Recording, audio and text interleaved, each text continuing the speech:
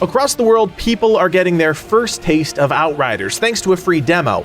But if you're still on the fence and aren't sure which way the wind is blowing, we've got you covered. Hey there friends, it's Codiak here, one half of the team behind Legacy Gaming, and today we're breaking down the Outriders demo, sharing our thoughts on the future of the game.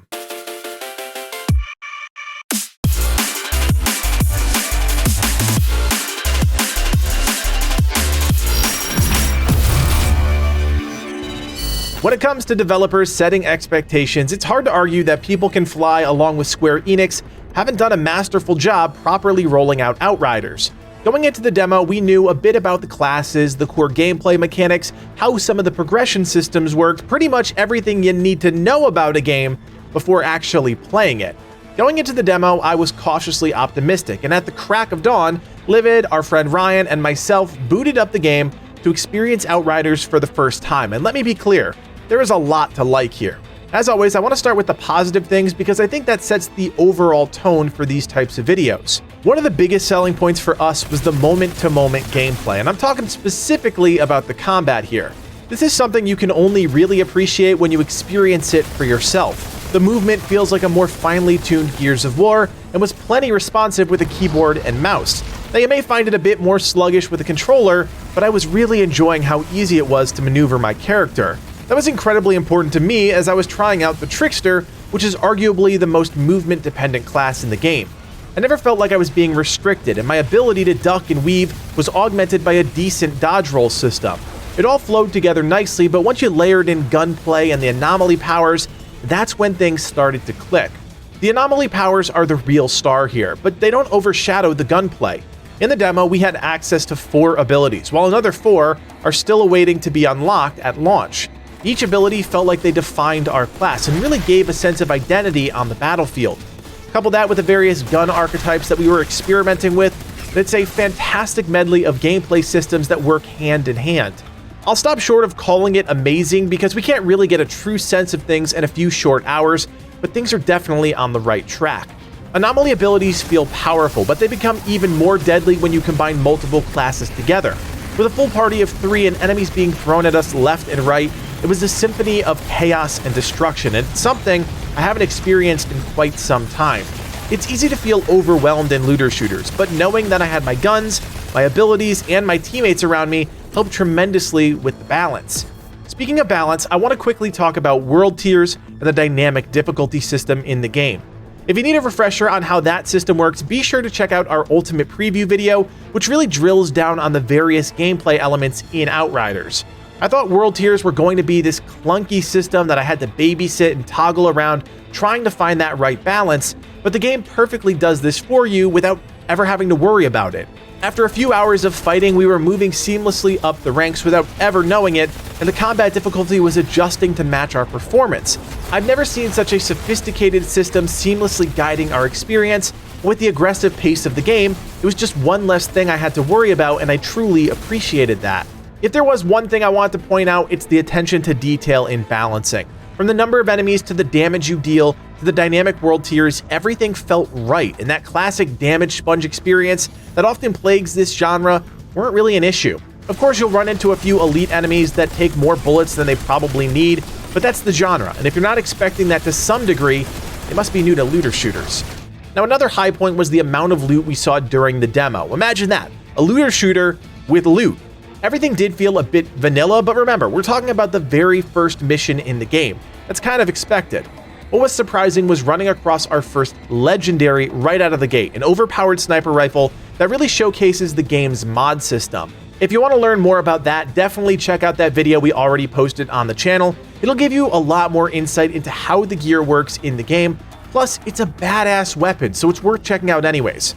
We spent a lot of time experimenting with the different gun archetypes, and from the single-shot pistols to the automatic sniper rifles, there was enough that differentiated each type that made them feel uniquely their own. Again, you really can't judge the weapons off firepower alone. It's the modding system that is really the star of the show, but without full access to that system, it's hard to really appreciate what we're using. We know how it works, and now that we know how the guns play, I'm really excited to see how this system comes to life the more we progress through the game. Alright, now on to the bad, because there are definitely some things we didn't enjoy about Outriders. The first has to be motion blur, which was dominating everything and really distracting from the overall gameplay. Luckily, there will be an option to turn this off at launch. We got that confirmed by the developers, so that is some good news. I have no idea why, but developers are so heavy-handed with motion blur, and I've yet to meet someone that truly enjoys that effect. Along the same lines is this nasty camera shake that accompanies nearly every cutscene. It's like giving a camera to an 8-year-old and telling them to follow you for a day. It's nauseating. And I could definitely see this being a huge issue for people that get motion sick. Sadly, there is not an option to turn this off, and at this point isn't anything in the works, but we have bubbled it up to the devs, so hopefully this will be addressed come launch on April 1st. Diving into some more crucial gameplay elements, I think we have to talk about the cover system, which was good when it worked. On multiple occasions, I'd run up to cover and just stand there stupidly as my character got shot from every which way because I failed to get into cover. When it works, it's great. Did you expect anything less from the developers of Gears of War? But when it doesn't, it's a disaster. And honestly, it's incredibly frustrating. The game plays much faster and much more aggressive than other looter shooters, so being able to move quickly in and out of cover is straight up essential. I do think this system needs a hard look before launch because in its current state, it's going to piss off a lot of people. I actually spent a good while outside of the game checking out what other players across the internet had to say because I find that while unfiltered, most people give brutally honest feedback, so I thought it was worth exploring. Some of the biggest gripes I saw were about the multiplayer stability and server issues that were prevalent throughout the demo launch day, specifically on the consoles. Servers were expanded eventually, but there was still lots of latency issues with the crossplay functionality, and the matchmaking was far from perfect with both connectivity and performance issues prevalent.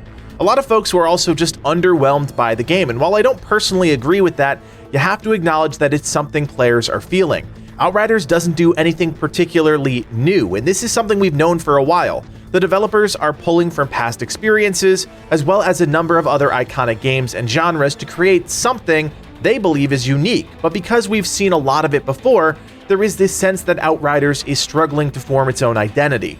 I will say it's impossible to get a true sense of everything from a demo, but first impressions are everything, and players are already forming opinions about whether or not they want to buy the game come launch. Finally, just looking into my crystal ball, I can already see the lack of a transmog system being a big issue long term. There's a lot of gear in the game, and we've only got a small taste, but as with every loot-centric game, you have to use what works, not necessarily what looks best, and a lot of people just don't like that. Once we start seeing endgame loop, I think a vast majority of us are going to long for some sort of cosmetic system. Within the first hour of the game, you're covering up your face without the ability to change up your look. I'm afraid every player will just end up being an unrecognizable soldier of fortune with no real unique qualities that make them stand out. Of course, the People Can Fly team do know about this request and they've already admitted it's something they're considering, so consider this me adding my 2 cents. There's still a lot we can't talk about, not because we don't want to, but because we haven't seen that system in action. Things like skill trees are going to have a major impact on the game and the players, but with only a few points to utilize during the demo, it's hard to see how these will perform in the broad scope of the game. At the end of the day, it's impossible to truly judge Outriders off just a few hours of gameplay, which is why this isn't a full review, but I do think it's important to share our thoughts with the community. There's a lot going in the right direction for Outriders, but there are still some things that need to be addressed. As we've said all along, you can make your own determination by checking out the free demo, which will live on across all platforms until launch. It's a great opportunity to experience the game firsthand, which is a rare thing in this day and age. If you are following along with the game and are excited about Outriders, we'd love you to check out more of our videos in the future. Hit that thumbs up and of course subscribe to Legacy Gaming because we've got a lot planned for launch and well beyond. You can also join us on Discord. We've got a great community of around 6,000 members. We even have a specific Outriders section for players to group up, talk about the game, and of course check out our new videos. My name is Codiak, and from everyone here at Legacy Gaming, thanks for watching and play on.